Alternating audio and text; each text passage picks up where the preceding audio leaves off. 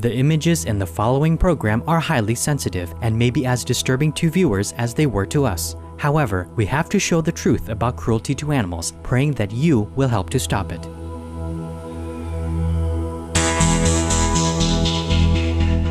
This is the Stop Animal Cruelty series on Supreme Master Television. This week we'll hear from Michael Budke, the vegan co-founder and executive director of the US-based non-profit organization Stop Animal Exploitation Now, on the subject of animal experimentation. The group was established in 1996 to help put an end to animal abuse in so-called scientific research.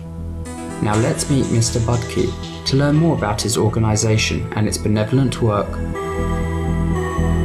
The work that we do is about the use of animals in laboratories. It's all about animal experimentation. And I first became concerned about this during my education because I spent 9 months as a student inside an animal research facility and actually saw animals used in experimentation and was taught how to do it. I've actually had animals die in my own hands, and that's what first generated the concern that we have for this issue. There are several categories of animal testing, all equally heartless and unconscionable.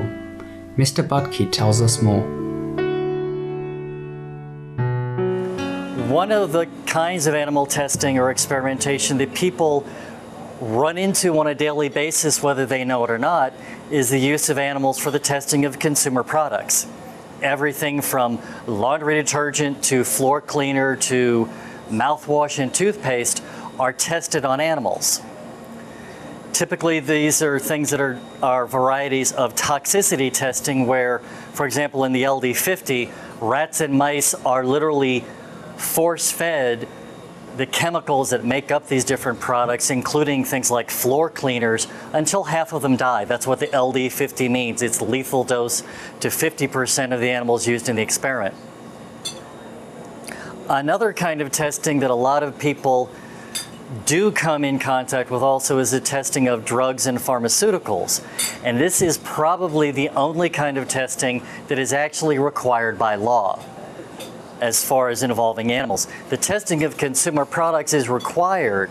They have to do some kind of safety testing, but there is no requirement that animals are a part of that. Probably a larger and more widespread use of animals in laboratories is what takes place in colleges and universities and a lot of other private labs, which is much more along the lines of basic science, where they purport to look at what happens in basic physiology and how the body works. One of the real problems with this, though, is that human anatomy and physiology is very different from that of any other species. That's why you go to a medical doctor, but dogs and cats and primates are taken to veterinarians. The animals used in these appalling experiments are commonly obtained from breeders who produce them based on demand in conditions similar to those of puppy mills. Other sources of test animals include animal shelters, public auctions, and businesses in the animal entertainment industry like zoos and circuses. Some animals are also trapped or captured in the wild and then shipped thousands of miles in wooden crates to live nightmarish lives in laboratories. For all such sensitive, intelligent beings living in captivity, where they are unable to exhibit their normal behaviors and interact with family members, is utterly unbearable. Some of the best examples of the consequences of being confined in a laboratory setting are relevant to our use of non-human primates. For example, rhesus monkeys, squirrel monkeys, and other species of primates. And what we've found is that in most instances, just the confinement in the laboratory setting is literally enough to drive these animals insane. Because if you look at the environment that they normally live in their natural settings, in the wild, for example, rhesus monkeys will typically cover as much as 1 square mile of territory in a day. in their natural setting. But when you look at the environment they're kept in the laboratory, it's a stainless steel cage which is designed primarily to be easy to clean. Also, they will have only a few square feet, 9 to as much as maybe 15 square feet of space in the cage. But this is a very artificial setting. There are no trees, there's no sunlight, there's usually no fresh air. There's very limited, if any, contact with members of their own species, and non-human primates are very social animals, just like human beings are. And so it's very common for them to literally lose their minds as a result of the severe stress of confinement. They'll also become self-destructive to the point where they will actually begin to rip out their own hair, they'll bite and tear at their own flesh.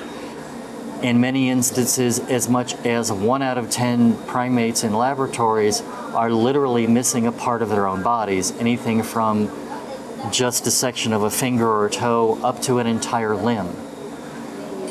This stress literally causes them to lose their mind. The experiments inflict excruciating pain and sheer torment on our fellow beings. All forms of toxic drugs, sickening surgical procedures, lethal diseases, and horrific weapons are tested on these unsuspecting and unwilling participants. The reality is that for most animals in laboratories, at the conclusion of most experimentation, they're killed. And in many instances, not only are they killed, but they're actually dissected afterwards. One of the laboratories we just obtained some very damning information about. The non-human primates, in many instances, after the experiments are concluded, they're actually decapitated because their brains are dissected to look at what happens to them. In many other instances, animals are used in situations where they're exposed to things such as chemical and biological weapons, and part of the experiment actually causes their death. One of the other very real consequences of using these animals in experimentation as a result of the fact that they're not required to use pain relievers or anesthesia is that they undergo the full consequences of diseases. They will experience the full consequences of chemical or biological weapons. They will experience the full consequences of drug addiction.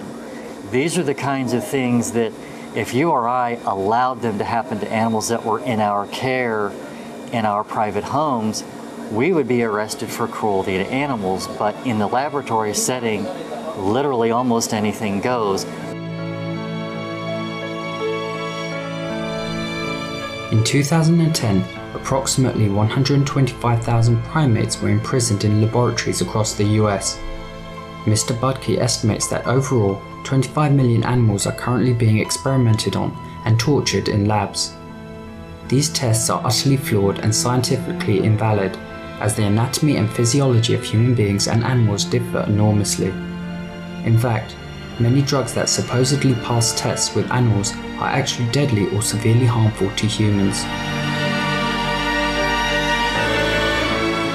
Time and time again, we've found that drugs that went through testing in animals are not safe for human beings. We only need to look at the drug Vioxx, which went for the full raft of animal testing, and when it came to the human market, was taken off the market for causing bone pain, for causing nausea, and for literally killing people. A very significant percentage, in fact, I believe it's over 90% of the drugs that make it into pre-market testing and preclinical testing and then reach clinical testing in human beings never make it to the market, because what we keep finding out is that animals do not predict consequences and side effects of drugs in human beings, because rats and mice are not human beings in little fur coats. Even when they're not being tested on, animals in research facilities are treated in ways that defy belief.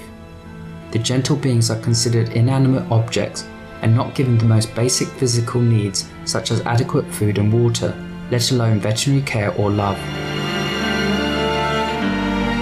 It's not uncommon for a non-human primate to be deprived of access to water for as much as 22 hours a day, 5 days a week. It's not uncommon for them to be deprived of access to food for the same period of time. It's also very common for them to be confined in devices that extremely and severely restrict their ability to move. That is a photograph of a primate restraint chair. It's essentially a large plexiglass box.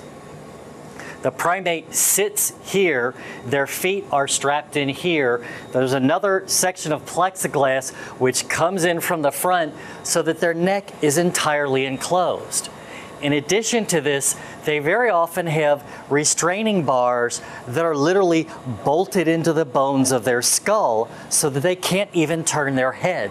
And they will spend hours and hours in devices like this. And to top it off, you see these metal plates down here that the feet rest on? They're metal for a reason.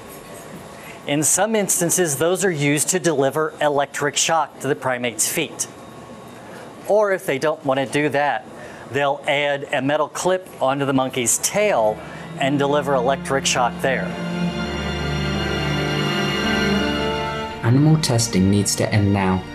Such experiments are grossly cruel, murderous, and have ready alternatives which are humane and provide bona fide, useful scientific data.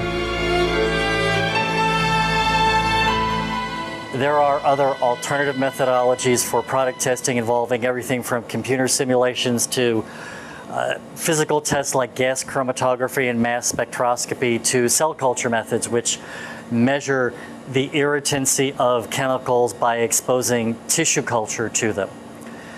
In terms of medical testing, much of research, for example, this brain mapping that's done, we can get better information about how the human brain works by using non-invasive technologies like functional MRIs.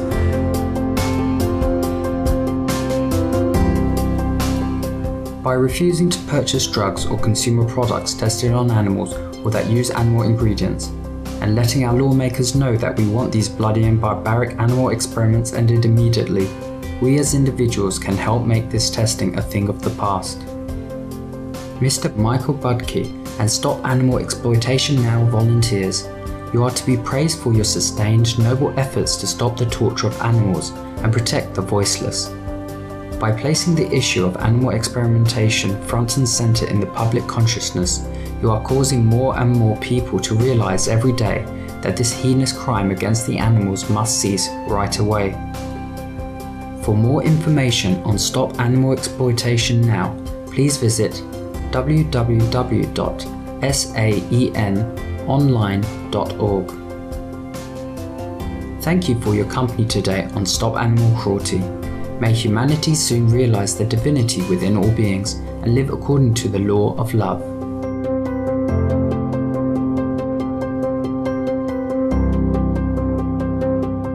For more details, please visit www.suprememastertv.com/stop-animal-cruelty.